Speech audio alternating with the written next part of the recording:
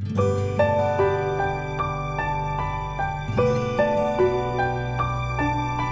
Children, इसके पहले class 10th में मैंने पढ़ाया था रेस्पिरेटरी सिस्टम,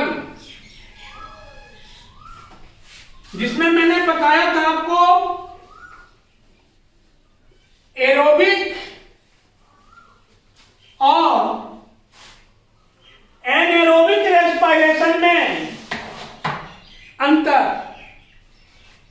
उसके बाद प्लांट्स के केस में रेस्पिरेशन की भी चर्चा हमने की थी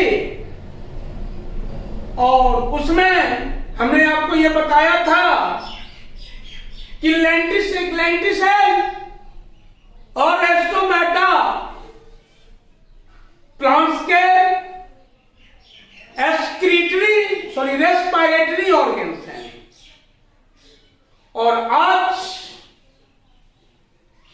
क्लास 10th के लिए खास करके आज हमें यह पढ़ाना है जंतुओं में गैसों का आदान प्रदान, exchange of gases in animals.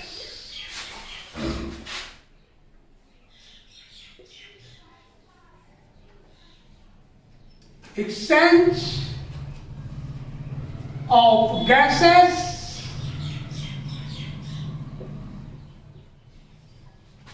in animals। जंतुओं में गैसों का आदान प्रदान। बच्चों, हमने ये पढ़ा है लोअर एनिमल्स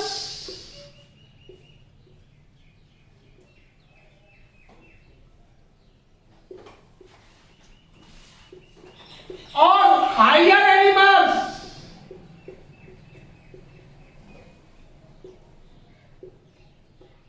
हायर एनिमल्स, तो बच्चों लोअर एनिमल्स में भी और हायर एनिमल्स में, दोनों में गैसों का एक्सचेंज होता है और दोनों एनिमल्स में गैसों के एक्सचेंज के बिना ऑक्सीडेशन नहीं हो सकता। बट हियर लोअर एनिमल्स में रेस्पिरेटरी ऑर्गन्स का अभाव होता है, lack of respiratory organs, lack of respiratory organs. Respiratory organs का अभाव होता है, जिस कारण से इनमें डरिच unicellular animals, amoeba and paramecium etcetera में गैसों का एक्सचेंज बॉडी सरफेस पर से डिफ्यूजन प्रोसेस के द्वारा हो जाता है। तो इसमें यूनिसेलुलर ऑर्गेनिजम्स में, unicellular organisms that is amoeba and paramecium इस क्षेत्र में गैसों का एक्सचेंज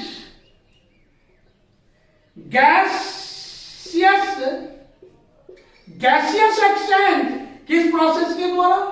डिफ्यूजन प्रोसेस के द्वारा। आपको लेकर बताया है, डिफ्यूजन प्रोसेस के द्वारा, विसरण क्रिया के द्वारा बॉडी सरफेस से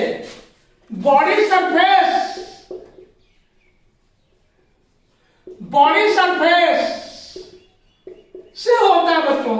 और गैसियस एक्सचेंज मतलब क्या? किन गैसों का एक्सचेंज?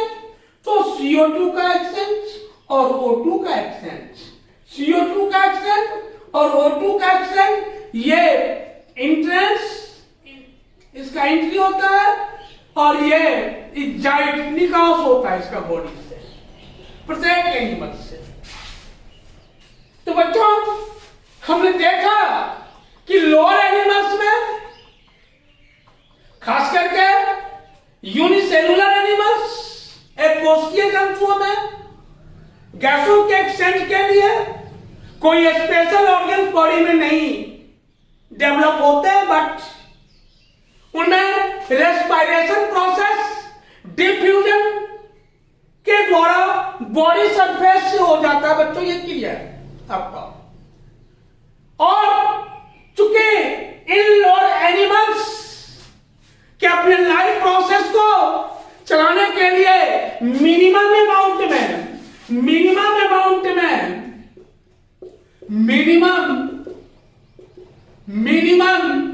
अमाउंट में एनर्जी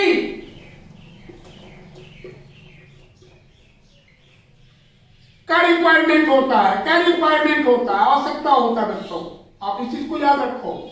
इसलिए इसमें रेस्पिरेशन डिफ्यूजन प्रोसेस के द्वारा हो जाता है।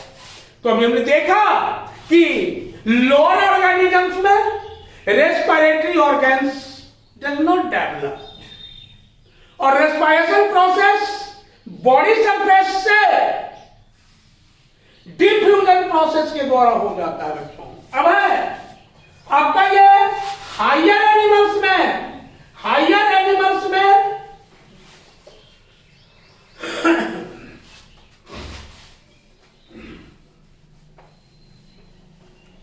ये हायर एनिमल्स में रेस्पिरेटरी सिस्टम या respiratory organs developed, well developed,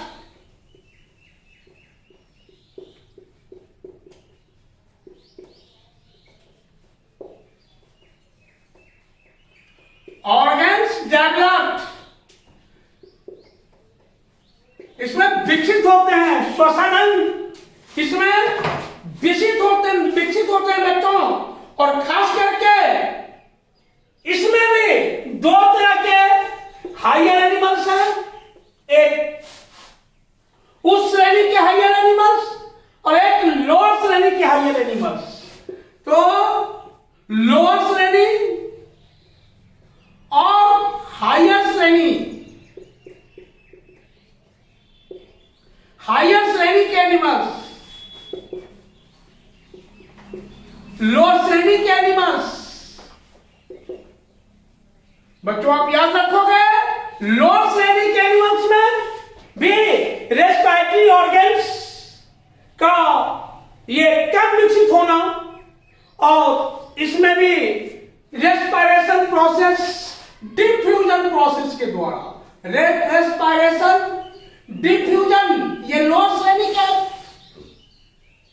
animals, lower श्रेणी के एनिमल्स में ये खास करके इसमें तो ये डिफ्यूजन प्रोसेस के द्वारा, और ये इसमें हायर एनिमल्स में रेस्पिरेटरी ऑर्गन्स वेल डेवलप होते हैं, और इसमें रेस्पिरेटरी ऑर्गन्स निम्नलिखित प्रकार के हो सकते हैं जंतुओं में। पहला ट्रैकिया, दूसरा गिल्स और लंग्स। पहला ट्रैकिया, एस्पारेगस, दूसरा गिल्स और तीसरा लंग्स, फेफड़े। There are three types of respiratory organs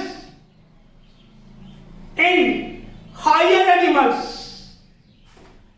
and these organs are well developed. ये पूर्णतः विकसित, काफी विकसित होते हैं बच्चों। ट्रैकिया या एस्पारेगस या गिल्स और तीसरा लंग्स। तो बच्चों ट्रैकिया जो है यह हवा भरी नली है। इसके बाद महीन होती है, जो एक और सीधे ऊतकों के संपर्क में होती है तथा दूसरी ओर शरीर की सतह पर अस्पाइरेकल नामक छिद्र के द्वारा खुलती है। बच्चों, ये trachea branch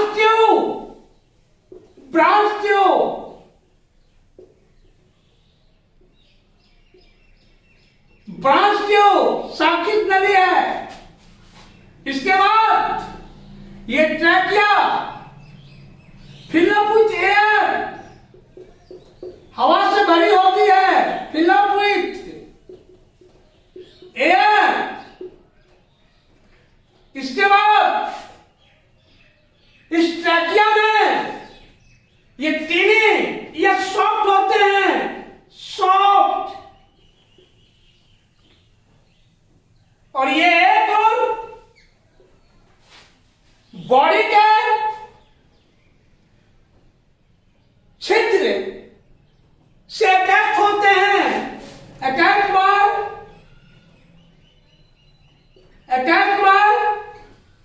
lateral pores of body which is called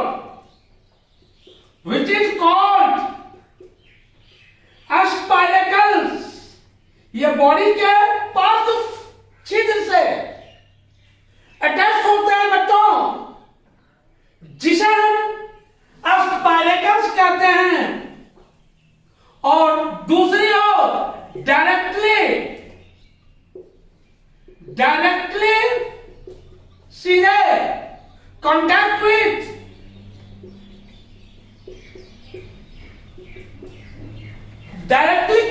होते हैं ये टिश्यू से, कांटेक्ट विथ बॉडी टिश्यूज। बच्चों, ये जान लो, ये मस्ट है।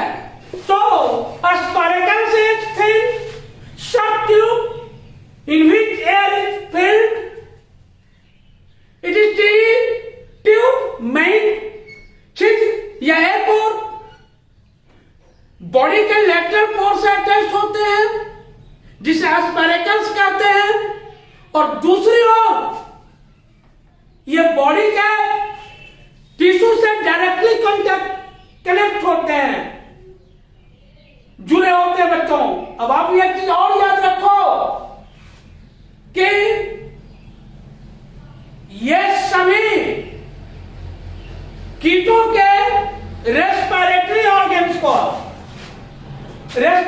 ऑर्गन्स ऑफ कीट, ये ट्रैकिया जो है कीट का रेस्पिरेटरी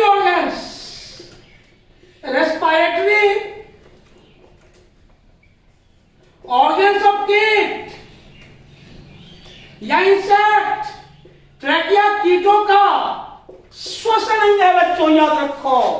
और ये ट्रैकिया जिस छिद्र से, जिस पोर से, बॉडी के जिस लेटरल पोर से अटैच होते हैं, उन्हें ही स्पाइरेकल्स कहते हैं बच्चों।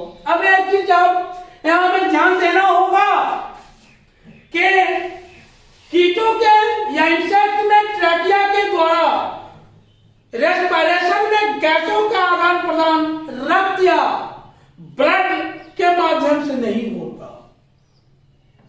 ब्लड के माध्यम से कीटों में गैसों का आदान प्रदान नहीं होता। गैस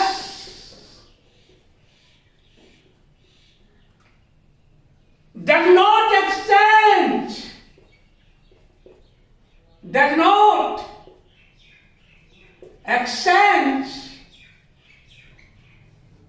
by blood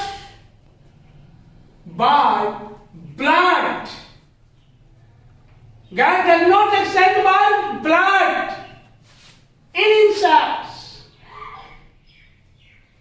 कीटों में गैसों का आदान प्रदान रक्त के माध्यम से नहीं होता। इसका कारण यह है कि कीटों के रक्त में, कीटों के ब्लड में क्या नहीं होते हैं? रेड ब्लड कॉर्पसल्स या हिंदी में शॉर्ट में आरबीसी या हिंदी में रक्त कणिकाएं नहीं होते हैं। Does not gas does not extend by blood due to absence of RBC from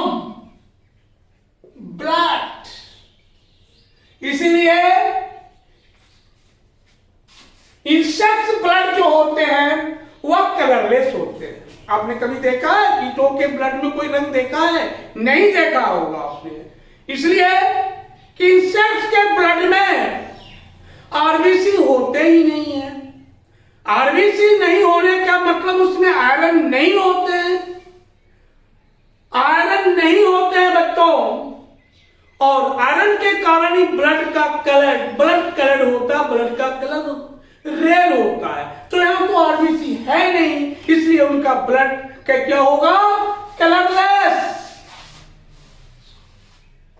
blood is किनका ब्लड? कलरलेस। तो कीटों का ब्लड कलरलेस। बच्चों आपने देखा ट्रैकिया, ये रेस्पिरेटरी ऑर्गन इंसेक्ट का, और ट्रैकिया का एक तरफ अटैचमेंट होता है बॉडी टिश्यू से, और दूसरी तरफ ट्रैकिया का अटैचमेंट होता है एस्पेरेकल्स से। और आप ये पूछ सकते हैं कि सर व्हाट इज एस्पेरेकल्स? तो एस्पेरेकल्स इज ए पोर या respiratory organs of insects which present on the lateral side of body। ये बॉडी के पार्श्व भागों में स्थित होते हैं बच्चों। और अब हमने देखा कि कीटों में ये कैसे होता है ब्लड का एक्सचेंज, सॉरी गैसों का एक्सचेंज। तो गैसों के एक्सचेंज में ऑक्सीजन की कोई भूमिका नहीं होती, आरबीसी की कोई भूमिका नहीं होती बच्चों, क्योंकि उनके ब्लड में आरबीसी होता ही नहीं है, इसलिए ब्लड उनका जो है वह कलरलेस होता है। तो हमने अभी देखा ट्रैकिया के बारे में, अब हम जानेंगे लंग्स के बारे में। लंग्स सॉरी गिल्स के बारे में हम जानेंगे। अब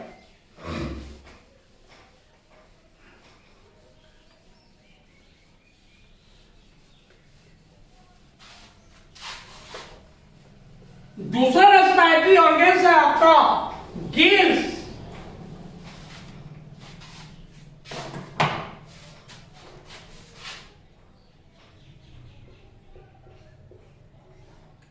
फेफड़ा, सॉरी ये गलफड़ा, फेफड़ा नहीं गलफड़ा। तो गिल भी रेस्पिरेटरी ऑर्गन है, और ये रेस्पिरेटरी ऑर्गन्स खास करके ये विशेष प्रकार का रेस्पिरेटरी ऑर्गन है जो जल में घुलित ऑक्सीजन का उपयोग श्वसन के द्वारा करते हैं, है ना। तो gills is a special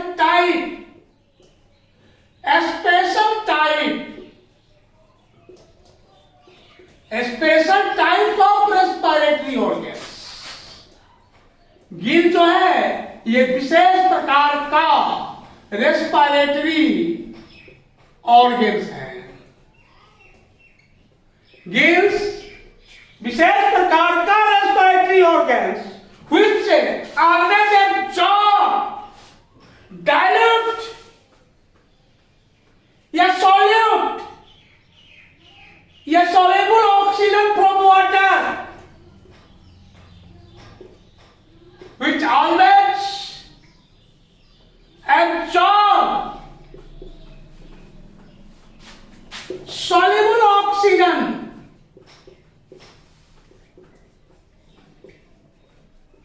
from water।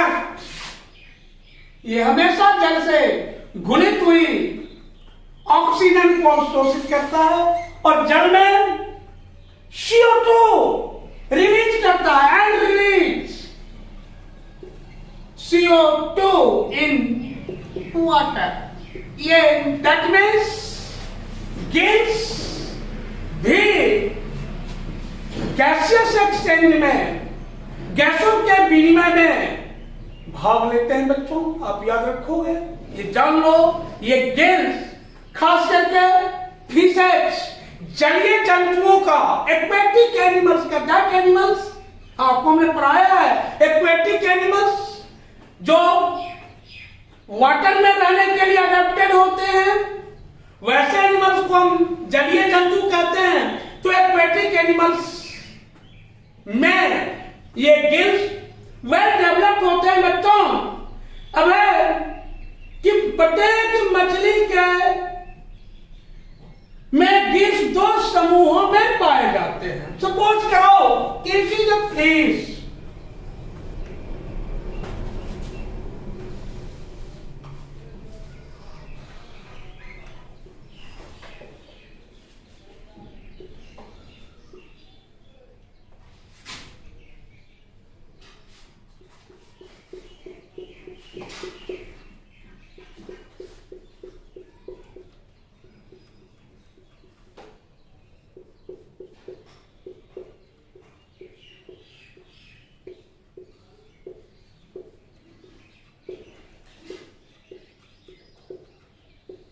ये सपोज करो कि ये गिल्स है बच्चों, एक मछली है, और ये इसका ये हो गया काउडल फिन, काउडल फिन, इसका ये हो गया पेक्टोरल फिन,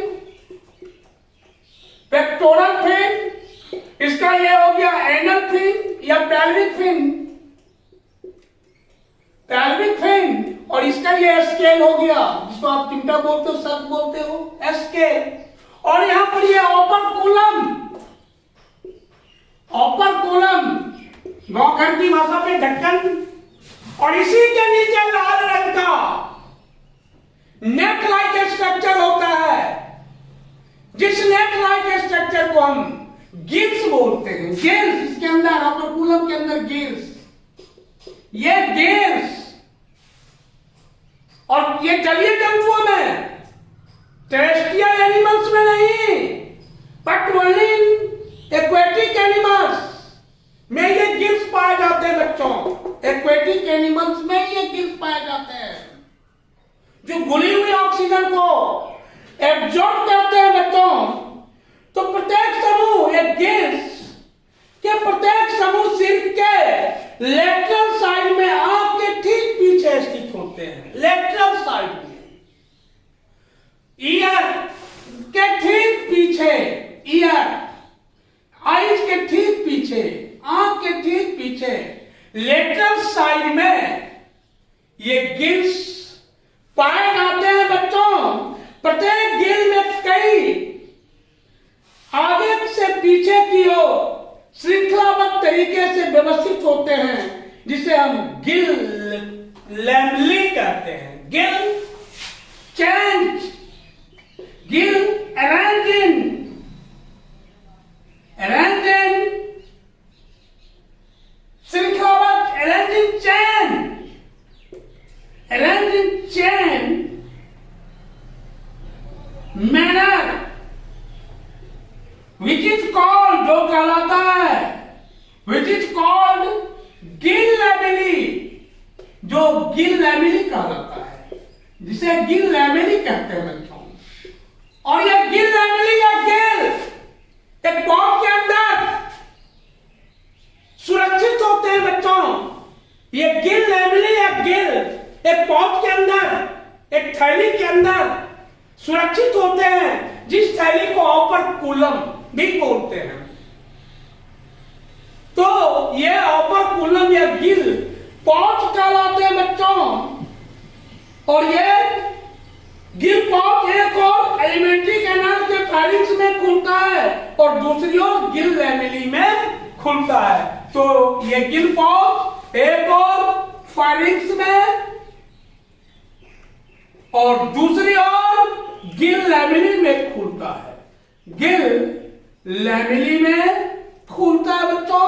तो ये जो हो गया, गिल्स जो है ये फिश का स्पेशल रेस्पिरेटरी ऑर्गन्स, और खास करके जितने भी जलीय जंतु हैं जैसे प्रॉन है ना, सीप, मसल, ये सभी जंतुओं में ये गिल्स पाए जाते हैं। कहने का मेरा मतलब है कि सभी एक्वेटिक एनिमल्स में रेस्पिरेशन का वर्क जो है वह गिल्स के द्वारा होता है। तीसरा रेस्पिरेटरी ऑर्गन्स है आपके लंग्स, और ये चीफ रेस्पिरेटरी ऑर्गन्स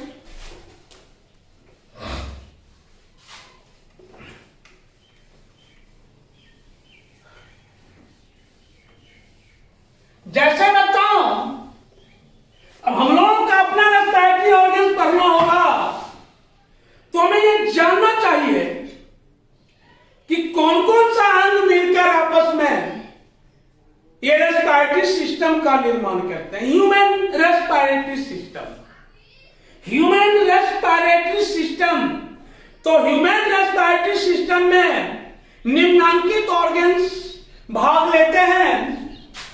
ह्यूमन, क्योंकि हम इसको पढ़ा लेंगे ह्यूमन रेस्पिरेटरी सिस्टम में तो आपका लंग्स की भी चर्चा हो जाएगी, खास करके इसलिए हमने थोड़ा सा आपको एक साथ ज्वाइंट में कर लेते हैं। Human respiratory system, human respiratory system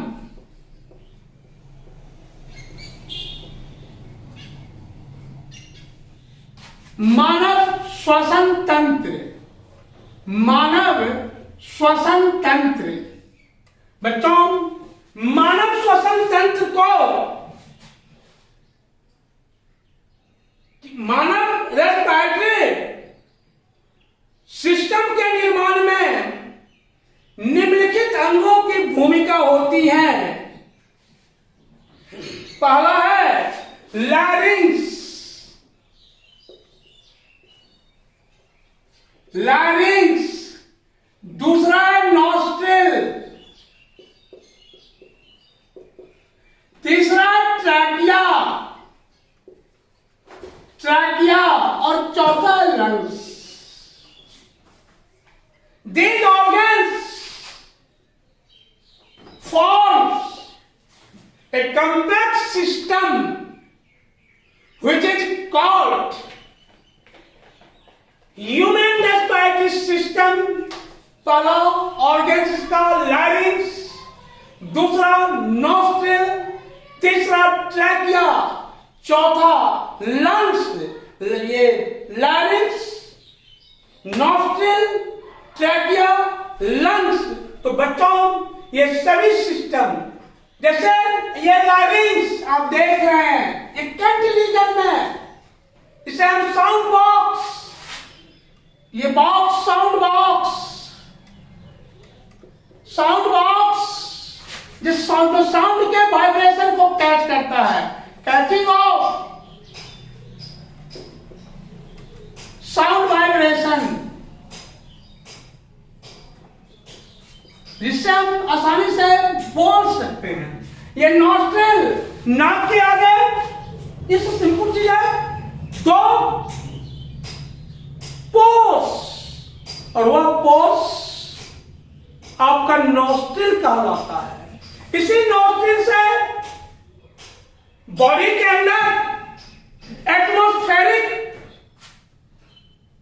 oxygen inter करता है, और बॉडी के अंदर बनने वाला हार्मफुल गैसेस, कार्बन डाइऑक्साइड इसी नॉस्ट्रिल से बॉडी से बाहर रिलीज होता रहता है। बच्चों तुम देख रहे हो ना ये नॉस्ट्रिल, और इस नॉस्ट्रिल के बीच में एक पट्टी होती है जिसे नेजल सेप्टम कहते हैं। नॉस्ट्रिल, ये नॉस्ट्रिल में पोर विदिन, अंदर में नेजल सेप्टम, नेजल सेप्टम होता है, नेजल सेप्टम,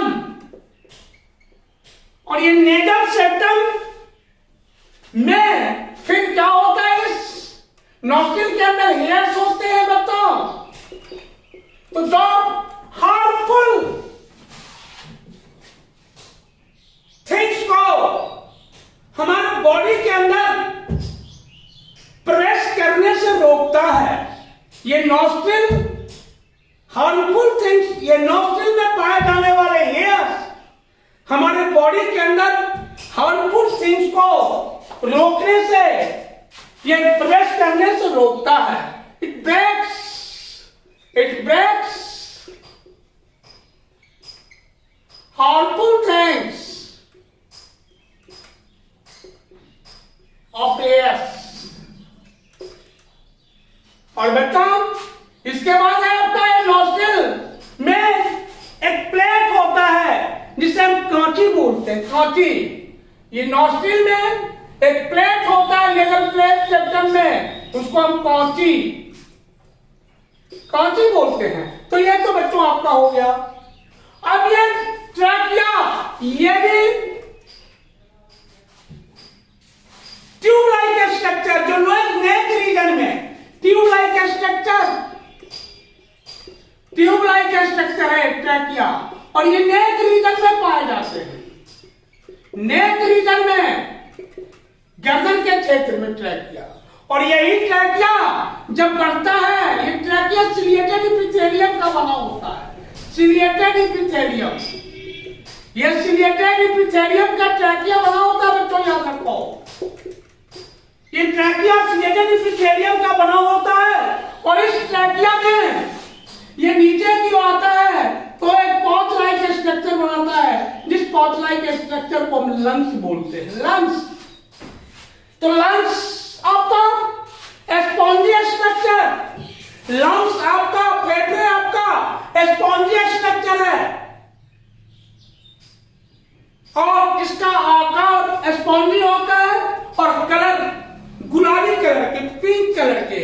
ये क्या होते हैं? तो लंग्स होते हैं गुलाबी कलर के। बच्चों आप याद रखोगे कि इस लंग्स में छोटे छोटे अनेक सैक होते हैं, छोटे छोटे अनेक सैक्स होते हैं। इस लंग्स में डिफरेंट असंख्य सैक होते हैं।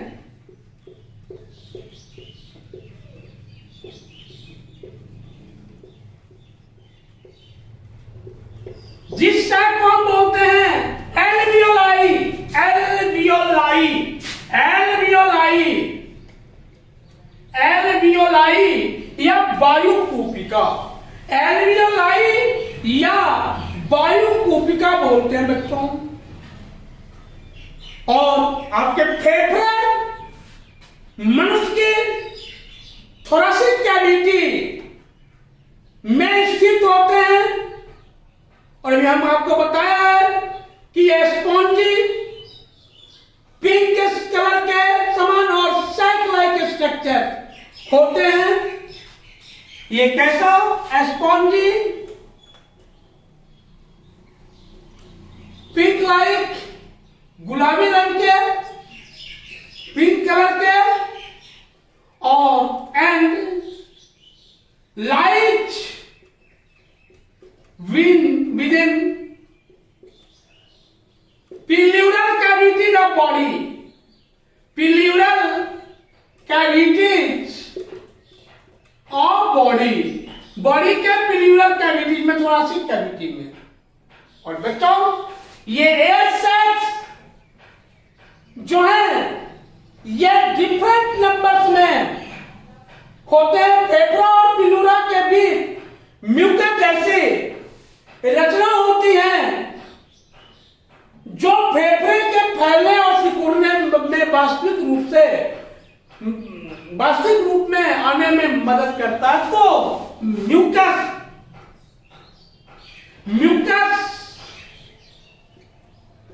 प्रेजेंट,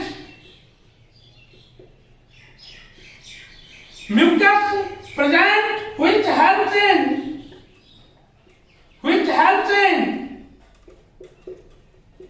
spreading of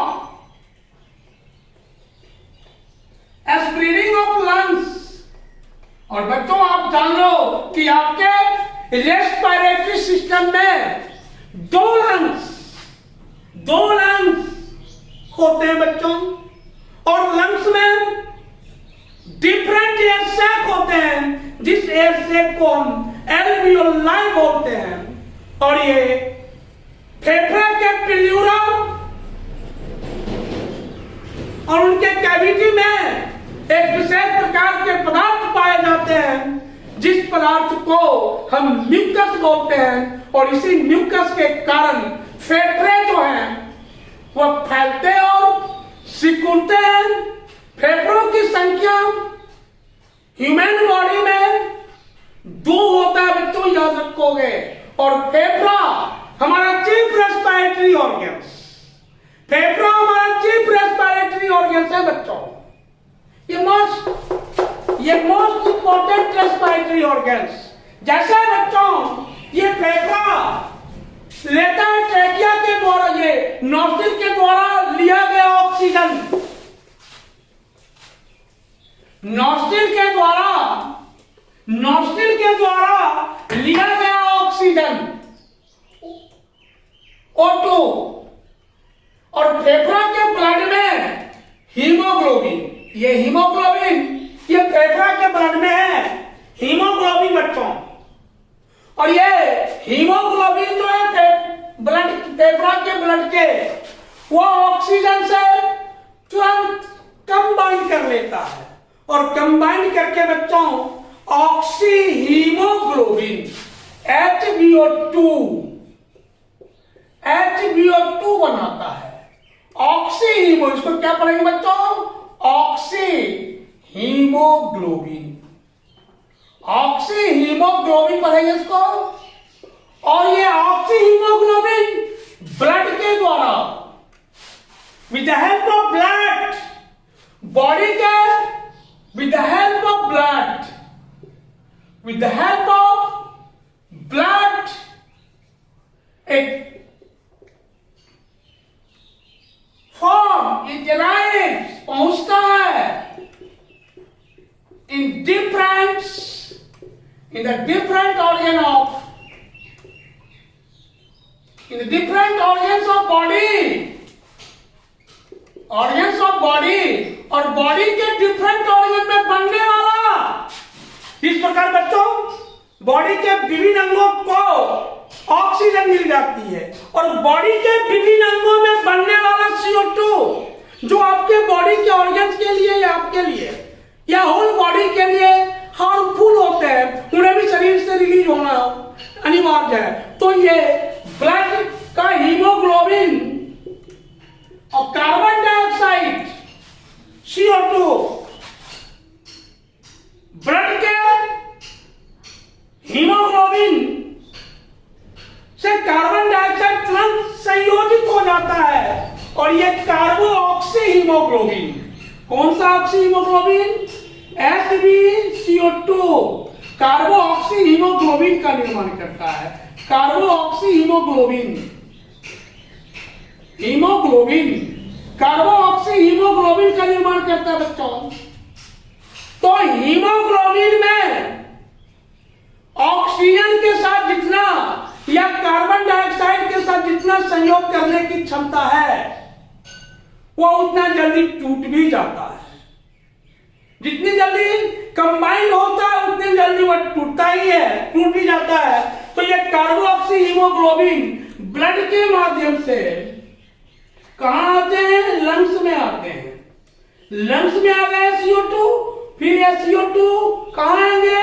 नॉस्ट्रिल, ये नॉस्ट्रिल में आएंगे, और नॉस्ट्रिल से इन्वायरमेंट में ये रिलीज होते रहते हैं बच्चों। श्वसन क्रिया इन्वायरमेंट में ये रिलीज होते रहते हैं। तो इस प्रकार ह्यूमन बॉडी में बच्चों रेस्पिरेशन का वर्क होता रहता है। तो बच्चों आज आपका ये रेस्पिरेटरी सिस्टम समाप्त होता है। कल या दूसरे वीडियो में हम थोड़ा सा चर्चा करेंगे ब्रीदिंग पर, और आज का यहीं से आपका ये समाप्त हुआ। धन्यवाद बच्चों।